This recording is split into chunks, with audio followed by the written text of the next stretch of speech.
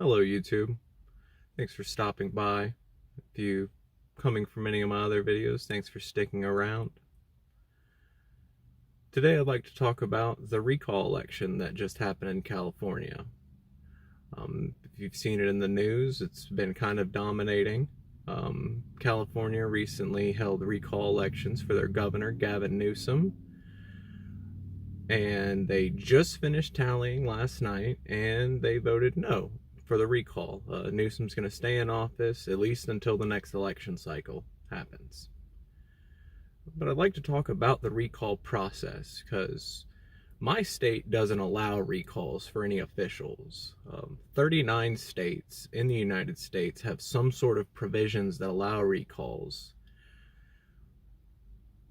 And they don't happen often, but they can happen. Most of the time in a standard election process for any state official, we'll just stick with governors. There are primary elections that are held before the general race. When a primary happens, there's usually several people in each party that are running. For each party's primary, they set up their challengers for the seat. If there's an incumbent, he's usually included. And people will vote on these challengers in the primaries. Typically from those, they take whoever got the most votes out of that, and then they do a sort of one-on-one for the actual position. That's how elections should work. You put two people against each other, or multiple, and whoever gets the majority wins. But everybody votes on it. How it should work. When it comes to recall elections, it gets a little weird by state. Some states, you have to, when you start the recall process, every state starts with a petition to do the recall. California's recall percentage amount is 12% of the voting bloc from the last election cycle.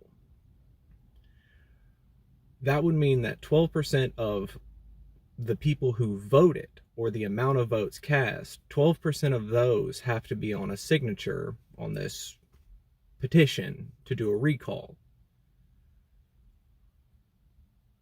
If a recall petition is completed, in California, again, 12% of people signing it, it has to be from at least 5 counties within the state that they collect signatures from. Once they hit that amount, the recall process can start, or at least the running, putting up candidates. This is where it gets a little weird, because there is no set limit to how many people can run in a runoff or a recall election. You had more than 40 people on the ballot for the California recall. I don't have an issue with, as many people want to try and be a politician, you can go for it. If that's what you want to do, that's your life, that's your job. When you have that many people on that kind of ballot, the way that they have it all set up, you could have somebody win the vote without the majority of the votes. To give you an idea, this has happened in California on a recall election. It's not the one you're thinking of, though. Everybody remembers the Schwarzenegger election. He won by a recall election. In 2016, there was a state representative elected in the state of California by the name of Newman. I know the governor was Newsom, but this guy was named Newman. Now, Newman's chair was challenged for recall in 2018. And when this recall vote happened, 46% of the votes voted no for the recall. There was a majority vote to do a recall.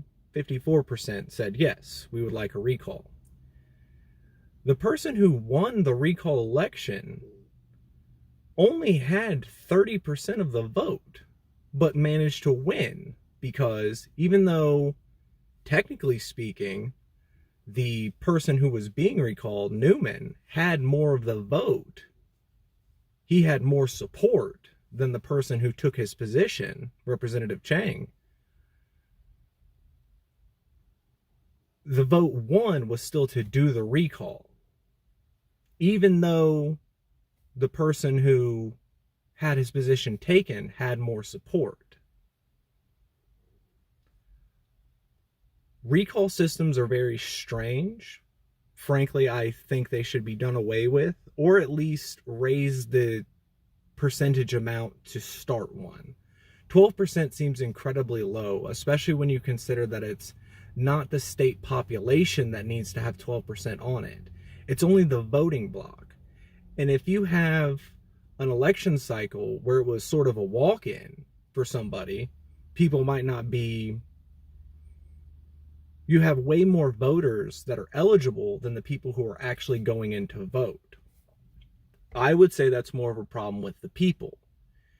As people, we need to be more involved with our local, state level politics, because if you're not, stuff will get recalled. Things will happen that you don't approve of. And if you're not out there trying to do something about it, you can't really complain.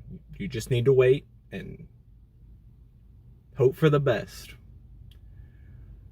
Suppose the main thing I'd like to say is that if you have the time, if you know anybody in California, try and contact them. Have them contact someone state level or even on a local level, like their city council, something like that.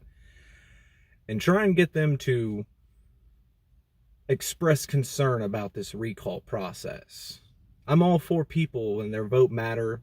You know, you need to go out and do your thing, make your voice known. But if you don't change the laws that cause these weird loopholes to happen, they'll keep happening.